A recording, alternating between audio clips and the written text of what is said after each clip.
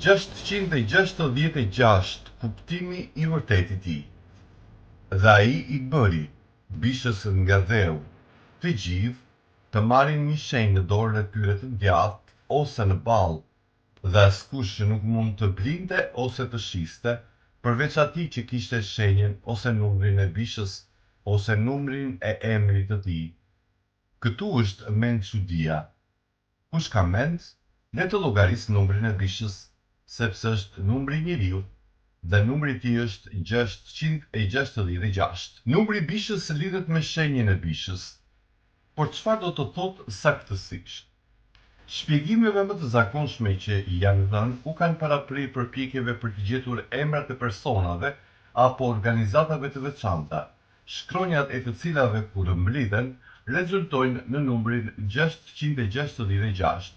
Pasi një gërm në alfabet përfaqëson edhe një numër. Për shembull, shuma e shkronjave të emrave të ndryshëm në greqisht, latinisht ose hebraisht janë Neroni, Napoleoni, disa papë ose tituj papal, si Vicarius Filii Dei, janë të barabartë me numrin 666. Po të fundit, interesi është përqendruar te barkodet, si ato që përdoren në supermarkete apo mikroprocesorët që mund të implantohen në pjesë të ndryshme të trupit, pasi mendohet se mund të përdoren për të përcaktuar se kush do të lejohet të blejë ose të shes. Megjithatë, nga nxitja për të llogaritur numrin e bishës, mund të konkludojmë se numri I bishës 666 kishte kuptim dhe për lexuesit e kohës së Joanit. Në fakt, përjashton arritjet moderne teknologjike si mikroprocesorët dhe barkodet. Pra le të shohim se si Bibla mund të na japë më shumë informacion për të përcaktuar markën dhe numrin e bishës. Kuptimi I numrit 6. Zoti e krijoi njeriun në ditën e 6, ditën e fundit të krijimit para se të pushonte gjatë ditës së 7. Gjithashtu, sipas urdhëresës së 4, njeriu duhet të punojë 6 ditë çdo javë.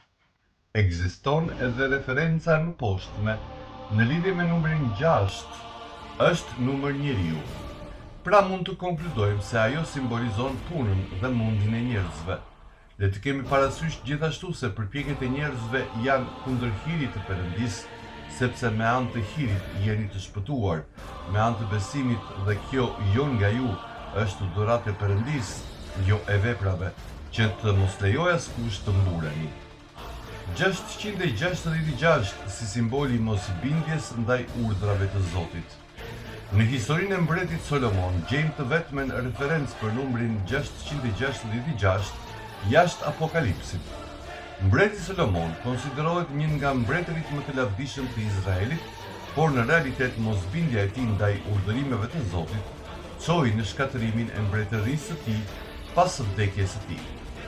Duke u nisur nga libri I ligjit të përtërirë dhe në kapitullin 17, në kohën kur ende nuk ishte mbretër në Izrael, shohim se Perëndia parashikoi që njerëzit të thoshin: unë do të bëj një mbret mbi mua, si gjithë kombet që më rrethojnë. Zoti nuk dëshironte ekzistencën e një mbreti mes popullit të tij, por duke ditur se çfarë do të ndodhte, ai u dha vetëm 3 urdhra mbretërve. Nuk do të shtoj kuaj për veten e tij, as nuk do ta kthej popullin e Egjipt për të shtuar kuaj, as nuk do I shtoj vetes gratë që zemra e tij të mos mashtrohet, nuk do t'i shtoj vetes së tepërmi argjend dhe ar. Shkelja e qëllimshme e urdhrave të Zotit.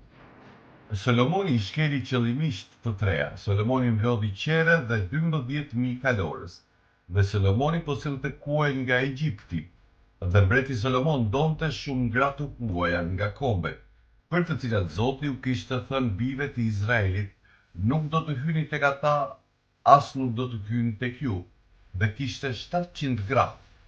Kur Solomoni u plak, gratë e tij ja kthyen zemrën në drejtim të perëndive të tjera. Por ndoshta më I madh se pasionet e tij për kuajt dhe gratë ishte pasioni I tij për arin. Në kapitullin 9 të librit të parë mbretërve shkruhet aleanca e tij me mbretin pagan Hiram të Tirit. Solomoni ndërtoi një flotë anijesh dhe Hirami siguroi marinar për të zhvilluar tregtinë e tyre, gjë që ata e bën me rezultat që pesha e armë që i vinte Solomonit çdo vit të ishte 666 talenta ari. Padyshim që kishte luhatje në fitimet e tij nga viti në vit, por shkrimtari përdori numrin e veçantë 666 si mas të akulimit të pasurisë së Solomonit. 666 talenta është e barabartë me 23 ton. 666 si simboli i krenarisë. Çfarë bëri Solomoni me gjithë ata arë?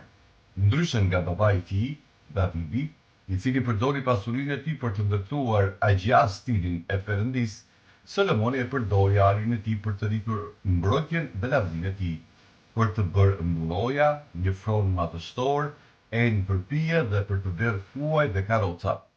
Dhe mbreti Solomon u rit më shumë se të gjithë mbretërit e tokës në pasuri dhe në dituri. Dhe gjithë toka kërkonte fytyrën e Solomonit. 666 talentat e arit që Solomoni ngritte çdo vit simbolizonin krenarinë, arrogancën dhe veçanërisht mosbindjen e Solomonit ndaj urdhrave kategorike që Zoti kishte vendosur për mbretërit. Prandaj arrim në përfundimin se numri i bishës përkatësisht 666 është një simbol i veprave të njerëzve dhe mosbindjes së tyre të vetëdijshme ndaj urdhrave të Zotit. Është si ti thuash Zotit, unë do të bëj atë që dua, pavarësisht se çfarë thotë ligji yt. Dy simbolet e fundit të mosbindjes. Në fund të botës do të ketë dy simbole të mosbindjes, shenja dhe numri i bishës. Këta do të jenë dy veprime që do të shfaqin mosbindje të vetëdijshme ndaj ligjit të Perëndisë.